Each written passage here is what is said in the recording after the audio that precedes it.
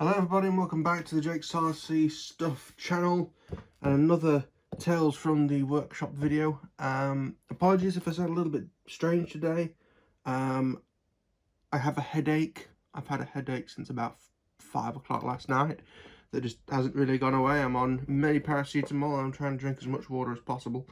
But if I sound a bit strange, that's why. I sound like I'm blocked up, but I don't think I have a cold. I've not been anywhere to have COVID, so...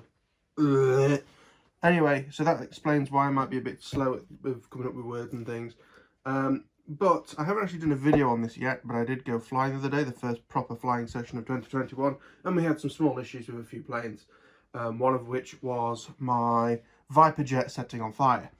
So, you can possibly see we have some charred remains. Now, the charred remains are not what I'm dealing with today. I've decided that that plane is pretty much going to be put on the shelf again until I can get around to it. But what we're going to be doing is, one of the problems was, because I managed to land it, thank God I changed the way the back works. I had the back soldered direct to the connectors of the battery, not of the battery, but where you plug the battery in, the connectors on the ESC, they were soldered there. And when the speed controller no longer existed, and there was just cables, I can give you an example. So that's, oh, they weren't quite on the connectors, but this is how it was wired up. Now, when those were no longer connected to anything, which in the back of the plane, the beck was still connected. In fact, the heat shrink actually melted slightly off of it, but the beck was still working and means I was able to land it. So, other than the fact I've got to repair one of the undercarriages, has like punched through the ring a little bit because I had to land it quite sharpish. And I've got to repair all the melted foam and all the melted wires. The main thing that I'm doing today is I had the problem of the retracts was stuck down. As you can I get this on the camera somehow? The retracts are stuck up. Now I can put the door down, that's not a problem. But you can't move the retracts, they're designed not to move so that they're not using servo amps when you're trying to land or take off. So what I have devised is hopefully these wires are not too melted together, which I don't think they are. The reason I'm doing this first, because you might think you have a headache while you're dealing with smelly, horrible melted plastic, is so that I can get it out of here and get rid of the smell. Because as soon as you walk in, I mean, it's been about a week. In fact, well, 1 day off a week since this happened, and these still smell god awful. So, what I've devised is I have this thing, which is like a female servo lead without the outer plastic on, so you've got the pin stuck out. And if you look here, it's going to be really hard for you to see, but some of the, so you can see the black and the red are sort of doubled up. Now, one of these black and reds, make sure I get the right way around. I think it's this one. God, this stinks. This isn't doing my head any good at all. I've listed so I can do other stuff today. And if I now plug it into our servo tester, let me pull the door up out of the way.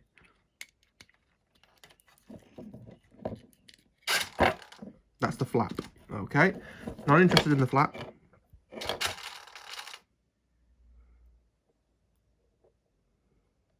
This connector is a lot more.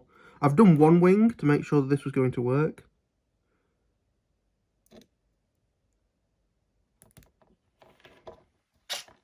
Aha, here we go.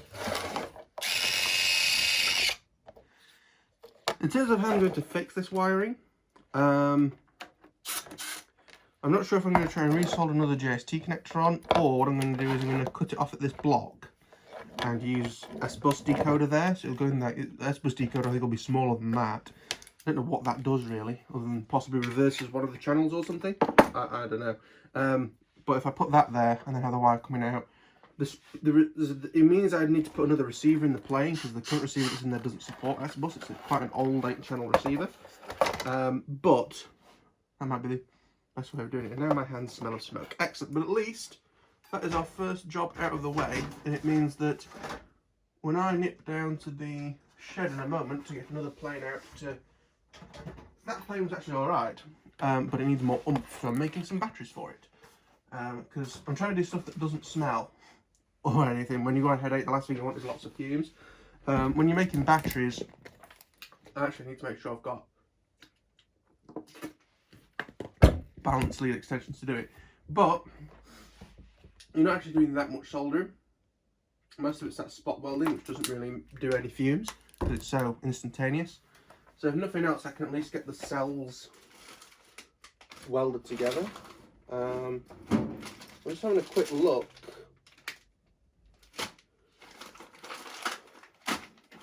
I really don't want to like bend over because, you know, that's the thing you want when you have a headache with all the blood rushing there. What the shit was that? Oh, it was the water bottle. That's fine.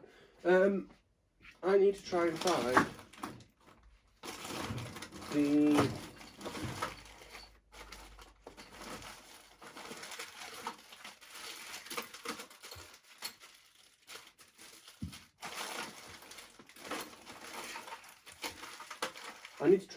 my 3-cell extension leads.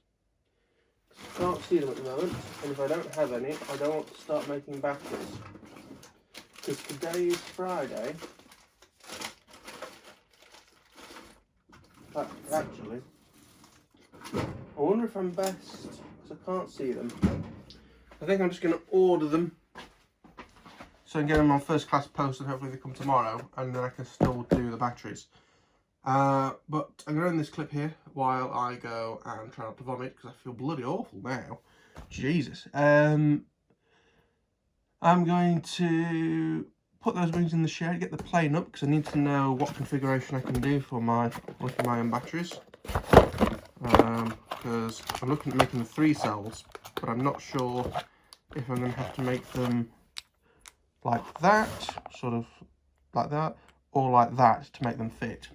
I think we might be struggling, or they might have to be even like that, which looks bloody awful. But we shall see. I don't really like the idea of that because that's easy to short out onto the wrong cell. Anyway, we'll get to that when I've recovered some brain. I've also got some 4 cells to make at some point. Other side. Anyway, I am going to go and have a sit down for 5 minutes, I think. I've got some bacon I can cook. Bacon always cures everything. I don't know how vegans can still be alive without bacon.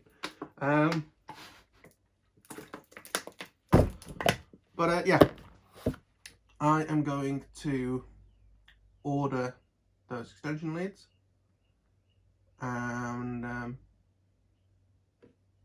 yeah, we'll take it from there. I'll be back very shortly. Alright, so I've got some bacon. Bacon is usually defined as the back and sides of the hog, salted and dried or smoked, usually sliced thin and fried for food. Thanks for telling us what bacon is. But I have some bacon on the go, if you didn't catch that, because she started talking over the top of me. Good news, I have found out that we can fit 3 cells wide in here, so that makes everything a lot easier. I've ordered some 3S extension leads, ZOHD extension leads from Hobby RC. Paid a stupid amount for shipping. Paid twice the amount, but I want it on Saturday. So fingers crossed it'll come out. And remember, these batteries do have Jake's RC stuff written on them. Very exciting. So these are the Panasonics 3400 6 amps. And also in this box we have the Sanyo 3500 10 amps. And we also have the LG, I believe these are. Samsung 30Q 3020 amps. These will take more power, but not the capacity. For something like this model, these batteries are going to be brilliant. So I'm going to assemble 4 of these type of batteries. So 2 using this and 2 using the Sanyos. I'm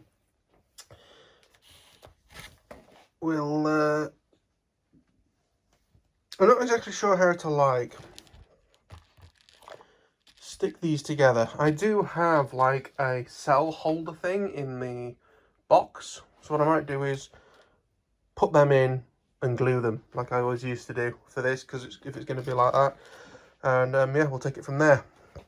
So I need to make sure that my bacon is okay. Fantasticness in the George Foreman. I don't actually eat this all at once. I actually have 2 more left. This is for use in like sandwiches and things later on in the week. But we will leave that to cook while I ferret about in that box and get the thingamabob out for the batteries. Right, so I've got the tray out and I've got our cells lined up, so they go alternate. The black line in the middle is to tell me not to put glue there, because these are 2 separate packs. And then all I'm going to do is I've got some Evo stick, which I'm going to run down all of these gaps, and then leave it to set. Okay, so while I'm waiting for that stuff to glue, which can I just say smells a lot more than I remember, I decided to put some pink vinyl bars on the bottom of the plane. For whatever reason, it just would not stick to this aileron, so that's why it's a bit missing. But the idea is that hopefully when that's in the sky, I can see it a little bit easier, because when I was trying to fly it last time, I took my goggles off because there was someone being a bit shady about the fact that I technically didn't have a spotter. I decided to not land with the goggles on, just to avoid more possible arguments. One thing that I think I'm going to do, because otherwise that's going to go on underneath, I'm going to put a bit of tape over that on both ends. But yeah, this plane flies fine. Even even on the bigger prop, it wasn't brilliant on 2-cell. So 3-cell with that bigger prop should be great.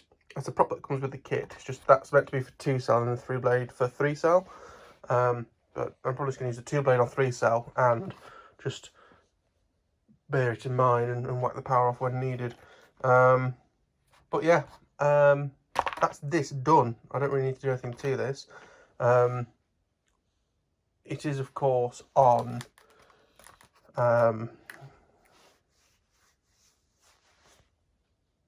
R9, which is going to have to be changed at some point to be crossfire.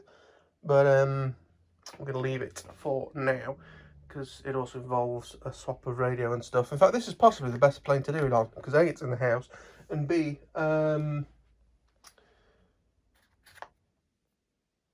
it's not that hard if the model doesn't work to reset the model up.